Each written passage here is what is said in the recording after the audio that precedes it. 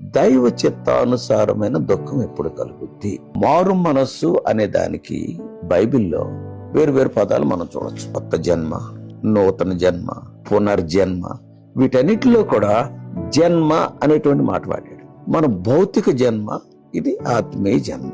భౌతిక జన్మకి లోకంలో మీరు నేను ఈ లోకంలోనికి వచ్చేదానికి దేవుడు ఇద్దరు వ్యక్తులను వాడుకుంటాడు. ఒకటి మన తండ్రి, మన తల్లి, అమ్మ నాన్న. ఇద్దరిలో ఏ ఒక్కరున్నా గానీ మనం జన్మించలేం.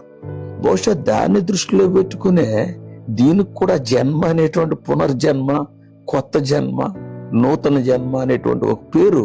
ఇక్కడ కూడా సేమ్ ప్రిన్సిపల్. దేవుడు ఇద్దరు వ్యక్తులను వాడుకుంటాడు. 2 ఏజెంట్స్.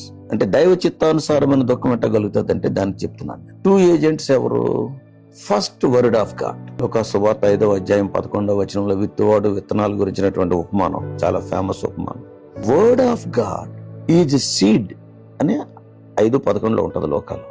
విత్తనం, దేవుని యొక్క వాక్యం విత్తనం. కొన్నిసార్లు బైబిల్ చదివినప్పుడు కావచ్చు, లేకపోతే వేరే వాళ్ళు వాక్యం చెప్తుంటే విన్నప్పుడు కావచ్చు, లేకపోతే నువ్వు ఏదైనా మరి బైబిల్ సంబంధమైన పుస్తకాలు కానీ ఏదైనా కరపత్రిక కానీ చదివినప్పుడు కావచ్చు. ఆ దేవుని యొక్క వాక్యం అనేటువంటిది నీ హృదయంలో విత్తబడుతుంది. కొన్ని హృదయాల్లో ఏమవుతుంది అంటే అది రాతనేలను పడినట్టు పోతుంది. కొన్ని హృదయాల్లో రోడ్డు పక్కన పడినట్టు పోతుంది, వెంటనే ఎత్తుకుపోతుంది. అంటే విత్తనం లోపల పడద్దు కానీ వెంటనే పక్షి వచ్చి ఎత్తుకుపోతుంది, ఇక పడనట్టే లెక్క.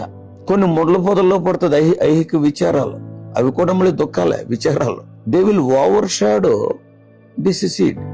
దీన్ని కప్పేసి అడిచేసి ఆ వాక్యం పని చేయకుండా చేస్తాయి. కానీ మన రక్షణ అనేసరికి మంచి నేల కింద వస్తుంది. ఇక్కడ విత్తనం విత్తబడాలా, దేవుని యొక్క వాక్యం విత్తనం.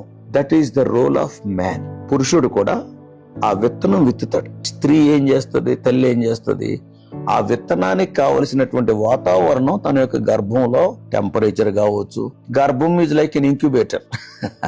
అంటే కావలసినటువంటి ఆ ఉష్ణోగ్రత కావచ్చు, లేకపోతే ఆహారం కావచ్చు, ఆ విత్తనానికి ఒక రూపం వస్తుంది. The mother's role is played by the holy spirit. 2 agents వచ్చేసారు ఇక్కడ. తండ్రి పాత్ర దేవుని యొక్క వాక్యం విత్తనం, తల్లి పాత్ర బ్రూడింగ్ ఓవర్ ఇట్, ఓ పొదగటం అని. కాబట్టి ఆ విత్తనం అనేటువంటి వాక్యం ఎప్పుడైతే మన యొక్క హృదయంలో పడిందో, దేవుడు వేశాడో, అది పాడైపోకుండా జాగ్రత్తగా పొదిగి దానికి ఒక రూపం తీసుకొచ్చి ఆ పని పరిశుద్ధాత్ముడు తీసుకుంటాడు. దేవుని యొక్క వాక్యము, పరిశుద్ధాత్మని కార్యము, ఈ రెండు కలిసినప్పుడు దైవ చిత్తానుసారమైన దుఃఖం వస్తుంది.